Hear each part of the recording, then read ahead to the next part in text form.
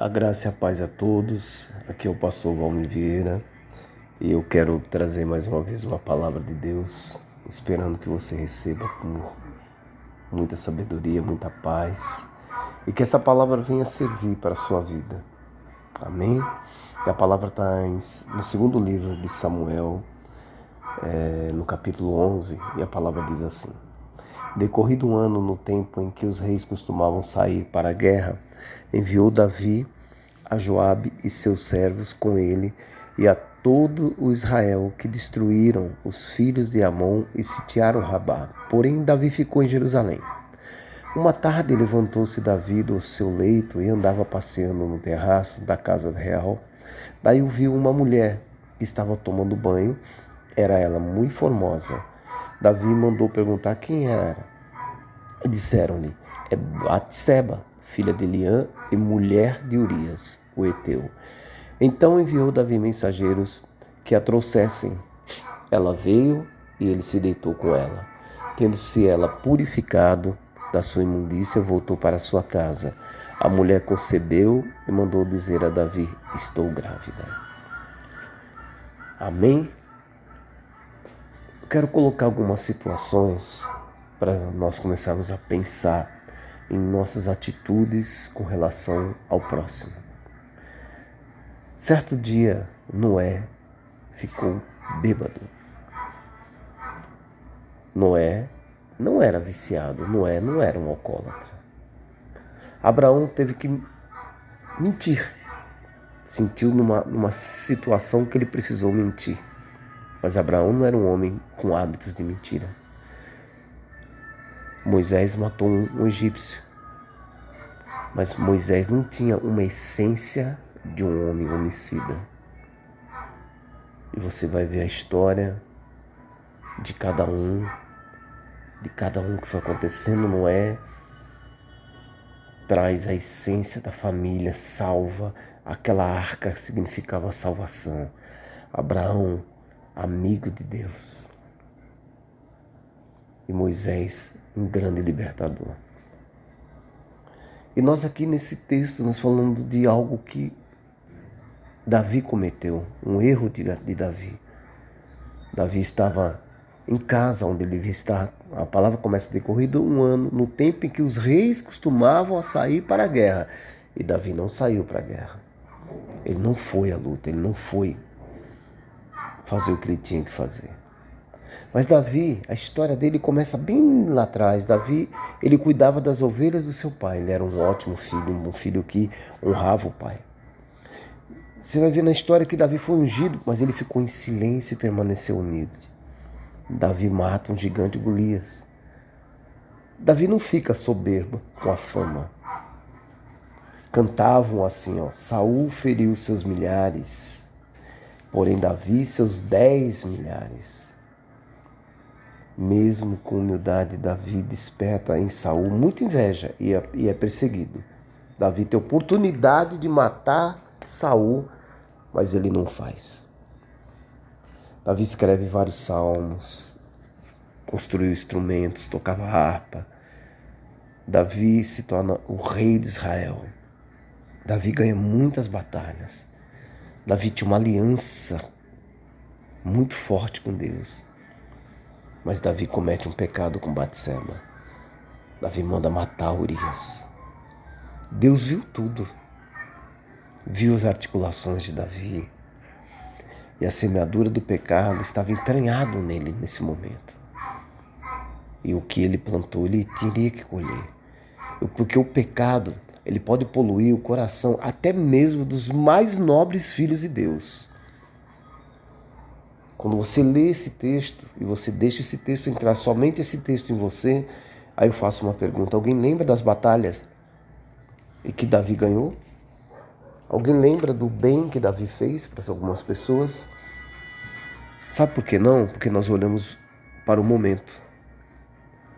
Não olhamos para a eternidade. Julgamos de acordo com o nosso padrão.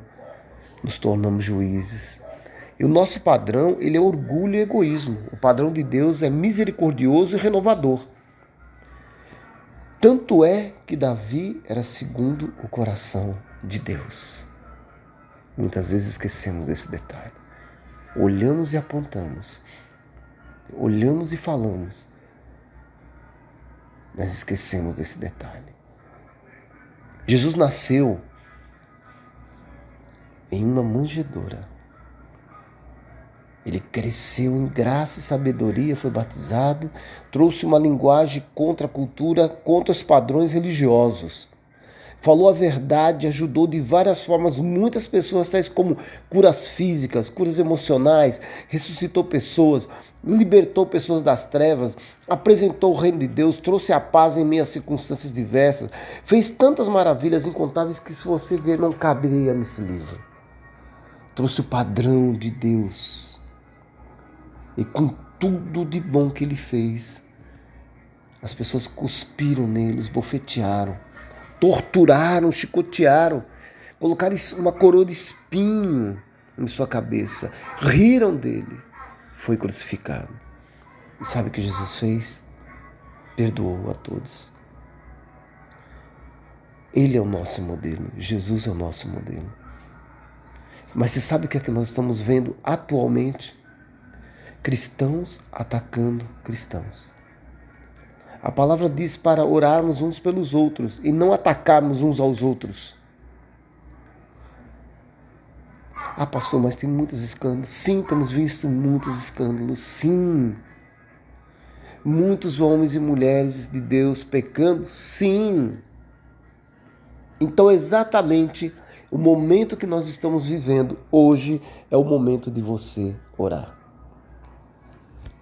Fale mais sobre Jesus, fale menos sobre as pessoas. Quando oramos, nos colocamos de uma forma aonde nós nos transformamos e gera sabedoria em nós. Quando João fala mal de José, nós conhecemos mais João do que José. Quando A fala mal de B, você conhece mais o A do que o B. Eu vou dar um exemplo para vocês. Eu fazia parte de um conselho de pastores em uma determinada cidade, em um determinado estado. Uma questão de ética eu não vou falar. E esse governador desse estado estava fazendo muitas coisas erradas, atingindo a igreja, fazendo várias coisas que não... muitos impostos, muita coisa que muita gente estava muito chateado com ele.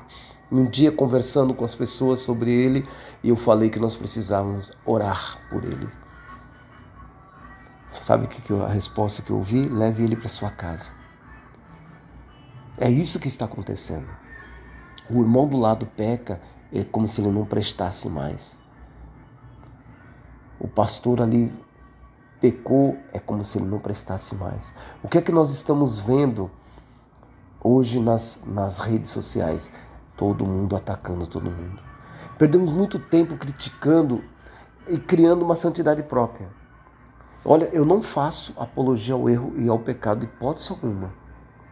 Contudo, o meu grito de hoje é para que entendam as palavras sobre perdão e amor.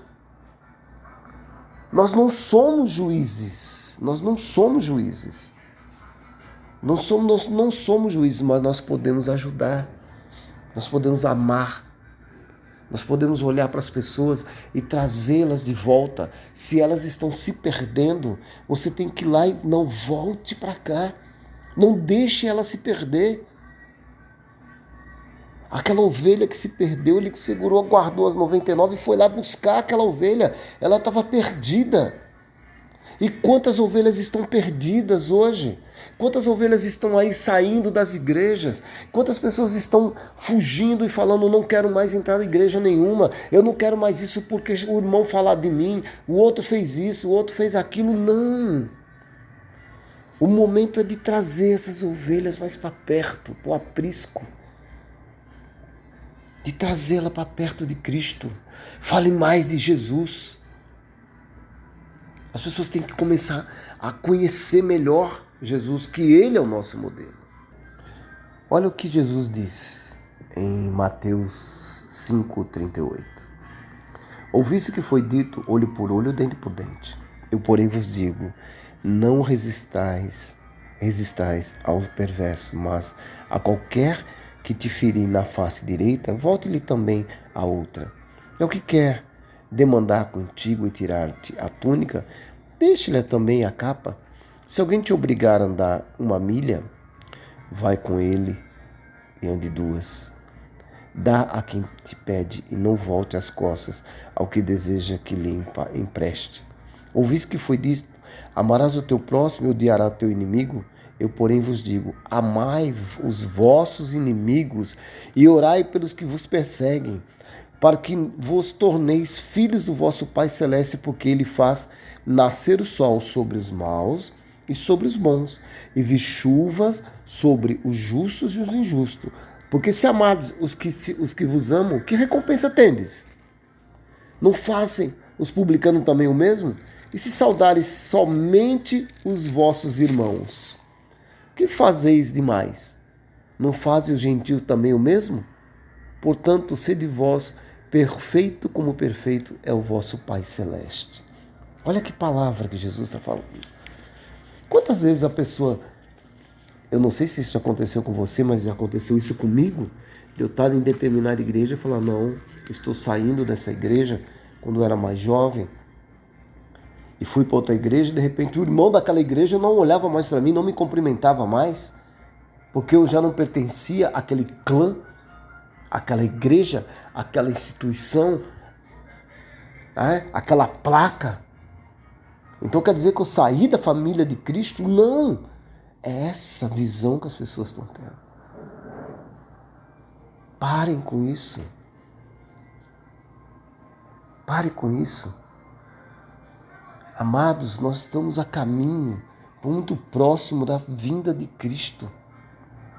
Nós temos que ter uma mudança, mas uma mudança muito radical na nossa maneira de falar, na nossa maneira de vestir, na nossa maneira de se comportar. Arrependimentos que não são arrependimentos. Conveniência de estar dentro de um local. Eu estou no local onde é maravilhoso, ali eu me sinto bem, eu posso fazer o que eu quiser. Mas não é assim. Olha o que diz essa palavra, Mateus 6,13. E não deixeis cair em tentação, mas livrai-nos do mal. E não deixeis cair em tentação, mas livrai-nos do mal. Tentação e livrai-nos do mal somos nós mesmos. Livrar das nossas tentações e do mal que existe em nós. Muitos leem essa palavra e acham livre do mal, que é o outro que vai vir fazer mal para você. Não, é você mesmo fazendo mal para você mesmo. Nós temos que aprender isso. E Jesus vai nos ensinando que nós temos que levar a nossa cruz. Nós temos que entender isso. Há uma mudança, há uma necessidade de uma mudança. A igreja precisa mudar. A igreja precisa enxergar. A igreja precisa aprender que louvar a Deus não é só ali na música, cantando com as suas guitarras, baterias e instrumentos em geral, não. É de dentro para fora, do seu coração. Porque quando você louva a Deus dessa forma, de dentro de você, que você acredita que Ele é Deus, que Jesus é o único Salvador, você vai olhar para o próximo de uma outra forma. Vamos ver o que fala no livro de Lucas. No livro de Lucas, no capítulo 9, no versículo 23, diz assim: se alguém quer vir após mim, a si mesmo se negue. Dia a dia, tome a sua cruz e siga-me. Pois quem quiser salvar a sua vida, perdê-la.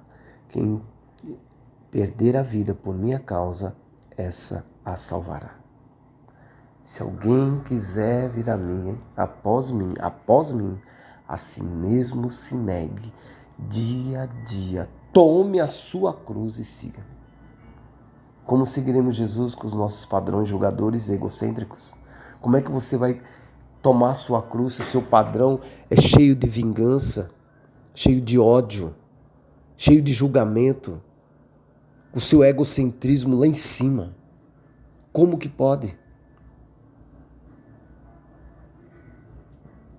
Hoje é um dia de você parar para pensar as suas atitudes, o que você realmente está fazendo. A palavra fala assim: Lá em Mateus 24, 12, e por se multiplicar a iniquidade, o amor se esfriará de quase todos. A iniquidade é quando você comete uma injustiça para com o próximo. A iniquidade é quando você começa a tramar coisas. A iniquidade é quando você não consegue ter olhar para o próximo. Quando nos achamos correto em cometer injustiça por causa dos nossos padrões, quando achamos correto de ser julgadores dos nossos padrões, quando a gente acha que nós podemos pecar, mas o outro não pode. Nós somos pecadores, todos nós, mas o outro não pode pecar. Esse padrão é uma iniquidade. E isso vai fazer com que você vai perder, com que percamos o amor de muitos. Olha, de quase todos vai esfriar. Não deixe essa chama apagar. Não deixe. Sabe, hoje as redes sociais, elas estão induzindo as pessoas a pecarem, a trazer padrões do mundo. As redes sociais, ela é um perigo, porque você começa a julgar, a ouvir tantas coisas. Ah, que aquela igreja fez isso, o líder ali fez aquilo, não sei quem fez isso, fez aquilo. Você vai começar a ter tantos julgamentos que você vai perder a sua característica, o seu caráter, a sua opinião, a sua vida com Jesus. Você vai começar a esfriar. E o nosso padrão é Jesus. Você vai começar a desistir até de ler a Bíblia, e você tem que ler a Bíblia todos os dias. Que padrão é esse que nós queremos criar? Para que isso? Nós temos que ter o padrão de Cristo. Ele é o nosso padrão. Ele é o nosso padrão. Temos que ter uma mudança radical. Romanos 12, 2 diz assim: não vos conformeis com esse século, mas transformai-vos pela renovação da vossa mente, para que experimenteis qual seja a boa, agradável e perfeita vontade de Deus. A renovação da sua mente. As redes sociais, elas dominam a sua mente. As redes sociais, elas começam a compilar os seus pensamentos, trazendo para uma coisa, vai ajusta daqui, ajusta dali, e traz para uma coisa que vai falar: poxa, mas será que é isso mesmo? Lembra quando eu falei que eu queria orar pelo governador? Orar, a minha oração é que ele tivesse um encontro com Jesus, para que tivesse uma mudança de mente. Mas as pessoas achavam que eu estava errado. Ore pelos seus inimigos, ore pelas aquelas pessoas que não querem bem, o seu bem, para que você também venha mudar. Tem que haver uma mudança radical na sua vida. Temos que ter uma mudança grandiosa na vida da gente. E essa mudança não vem através de redes sociais. Essa mudança vem através da palavra de Deus. Davi pecou? Pecou. Davi pecou. Mas Davi teve um arrependimento verdadeiro. Davi era um homem com coração, um homem segundo o coração de Deus. Pare para pensar comigo, vamos fazer uma análise aqui. Quantas pessoas estão em presídios? Cometeram diversos crimes, não vou citar crimes aqui, mas se arrependeram e estão salvas. Quantas pessoas? Eu conheci uma mãe que o filho cometeu um crime e quando ele estava dentro da cadeia, ele conheceu Jesus. E ele falou para a mãe assim: mãe, eu tenho que cumprir o que foi determinado pela justiça, mas eu estou livre.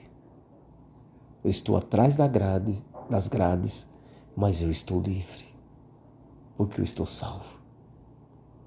Sabe por quê? Porque Deus é amor. Deus é amor. Deus é amor. Nós temos que entender isso. A palavra em 1 João 4, 7 diz assim: amados, amemo-nos uns aos outros, porque o amor procede de Deus. E todos aqueles que amam é nascido de Deus e conhece a Deus. Aquele que não ama não conhece a Deus, pois Deus é amor. Nisso se manifestou o amor de Deus em nós, em haver Deus enviado o seu Filho unigênito ao mundo para vivermos por meio dele. Nisto consiste o amor, não em que nós tenhamos amado a Deus, mas que ele nos amou e enviou o seu Filho como propiciação pelos nossos pecados. Amados, se Deus de tal maneira nos amou, devemos nós também amar uns aos outros. Ninguém jamais viu a Deus. Se amarmos uns aos outros, Deus permanece em nós e o seu amor é em nós aperfeiçoados. Olha que palavra linda. O amor de Deus, ele é aperfeiçoado em nós. Mas para esse amor ser aperfeiçoado em nós, você tem que liberar, você tem que deixar. Você tem que acreditar mais. Você tem que se soltar, você tem que ler a palavra, você tem que ter princípios. E entender que há uma transformação no ser humano, sim. O homem é capaz de ser transformado através da palavra, sim. Não duvide, não duvide. E para finalizar, ainda em João, 1 João, a palavra diz assim no versículo 19: nós amamos porque ele nos amou primeiro. Se alguém disser, amo a Deus e odiar o seu irmão, é mentiroso, pois aquele que não ama o seu irmão a quem vê, não pode amar a Deus a quem não vê. Ora, temos da parte dele esse mandamento, que aquele que ama a Deus, ame também o seu irmão. Então ame. Sabe quando a palavra diz amar ao próximo como a ti mesmo, então procure aprender a se amar, para você poder amar o próximo. Procure ler mais a palavra. Procure praticar a palavra. Procure olhar para as pessoas com o olhar de Cristo. Pare de julgar, pare de criticar. Mude. A igreja precisa mudar agora. A igreja precisa ser cristocêntrica e você, eu, precisamos ser cristocêntrico. Quem somos nós perante Deus? Eu quero orar por você, Pai, que essas pessoas que estão ouvindo essa palavra, haja uma mudança radical na vida delas, assim como houve na minha e de tantas outras pessoas. Assim como Paulo, ao caminho de Damasco, teve um encontro com Jesus e houve uma mudança radical na vida dele. Que essa mudança seja feita radical na sua vida, meu irmão. A partir de agora, entregue a sua vida para Jesus. E que Deus lhe abençoe grandiosamente. Que você tenha paz na sua casa, prosperidade na sua casa. E que Jesus reine na sua casa. Que a mão do Senhor esteja sobre vocês. Em nome de Jesus. Amém.